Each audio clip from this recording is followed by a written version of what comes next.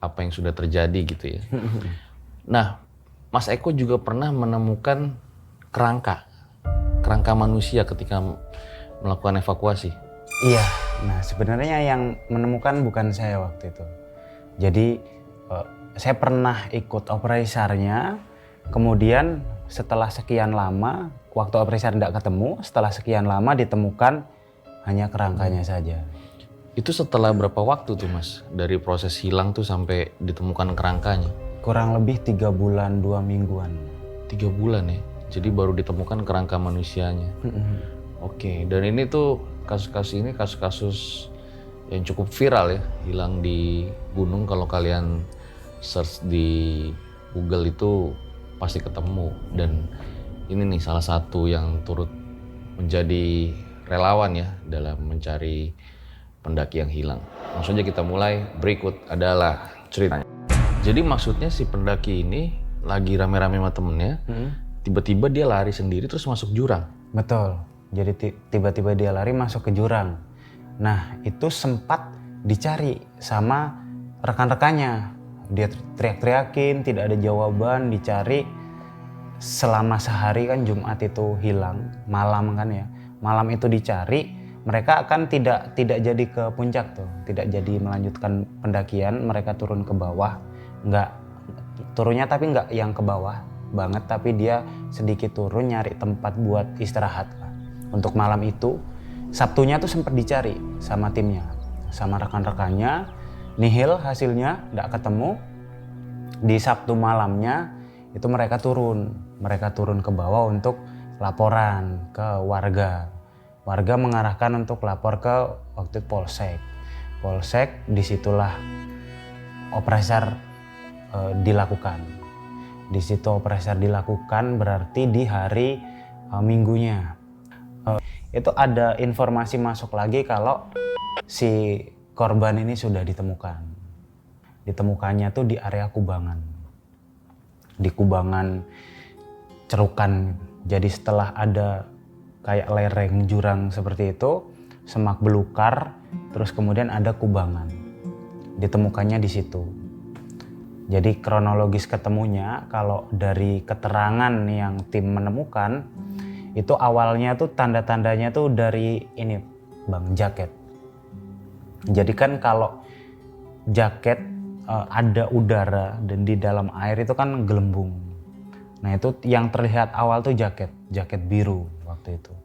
Nah kan ada tanda-tanda tuh, wah itu langsung tim itu diinformasikan untuk mengkerucut ke area tersebut untuk menindaklanjuti tanda-tanda ini. Kita mikirnya, wah ini korban di sekitar, kemungkinan di sekitar si jaket ini tadi. Ketika jaket itu ditarik, mau diambil jaketnya, ternyata ada kepala naik. Jadi ternyata itu bukan jaket, tapi memang si korban.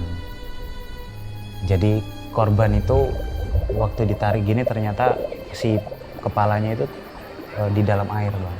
Jadi yang kelihatan tuh jaketnya aja. Jadi waktu ditarik, wah langsung ketemu korban, langsung proses arahan-arahan untuk evakuasi. Lokasinya tuh di lereng Bang. Jadi kubangan itu mau dievakuasi juga teman-teman mau ditandu atau seperti apa itu masih kesulitan waktu itu. Sebentar, ini saya masih bingung nih Mas. Jadi maksudnya tuh jaketnya tuh kulitnya atau gimana? Bukan, ya memang bajunya. Si korban ini pakai jaket Bang. Oh. Korban ini pakai jaket dan jaket Abang kebayang nggak ketika jaket itu Abang masuk di suatu air kan pasti ada udara tuh yang masuk tuh. Nah udara itu yang membuat si jaket ini gelembung. Nah jadi terlihat dari atasnya itu cuman gelembung jaket gitu biru. Oke. Seperti itu, makanya orang-orang waktu itu tim pencarinya mikirnya itu jaket. Ternyata waktu ditarik ternyata korban. Kubangan airnya banyak dalam atau gimana? Kalau dibilang dalam nggak terlalu dalam. Posisinya tuh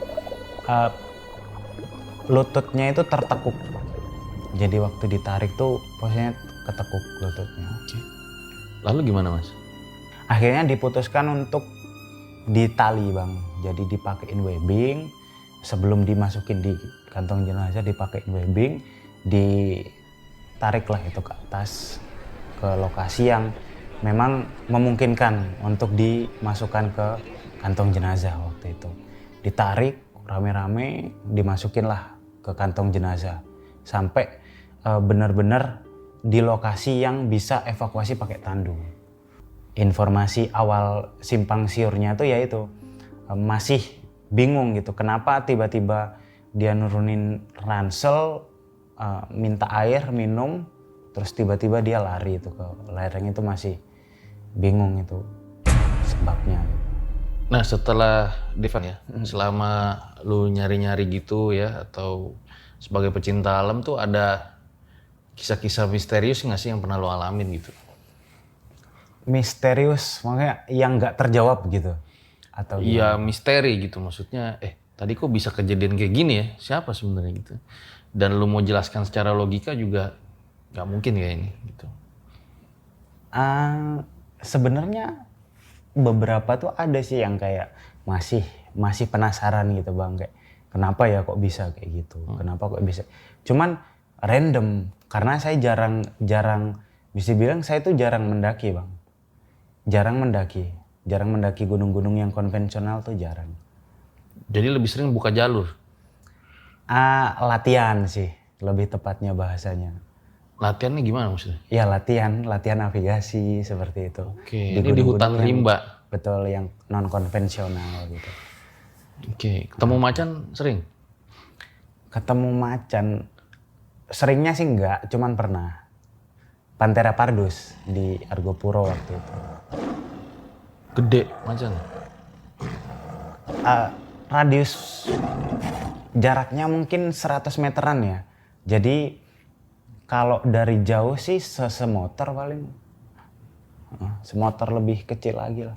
Pada saat itu ketemu macan terus ngapain? Nah, kadang kan orang tuh ini Bang, saklek dengan metode apa yang harus dilakukan ketika ketemu binatang buas gitu. Tapi sebenarnya itu sangat kondisional Bang. Karena nggak setiap binatang buas itu perlakuan ketika ketemu tuh sama gitu. Waktu saya ketemu itu yang di Argopuro itu, ketika kita diam, mereka si dianya ini kan sendiri, Panthera pardusnya ini, macan kumbangnya ini dia sendiri, dia malah nyamperin. Waktu itu malah mari. Jadi kalau kita diam, dia malah jalan mendekat. Tapi kalau waktu itu akhirnya di center sama kita. Di center gini dia diam. Akhirnya yang paling belakang itu gantian jalan mundur buat nyenterin si macan kumbang itu. Sampai kita ketemu pendaki lain di depan dan berada di lokasi yang memang kita rasa di situ aman gitu. Tapi itu udah lama banget sih, sekitar 2013-an.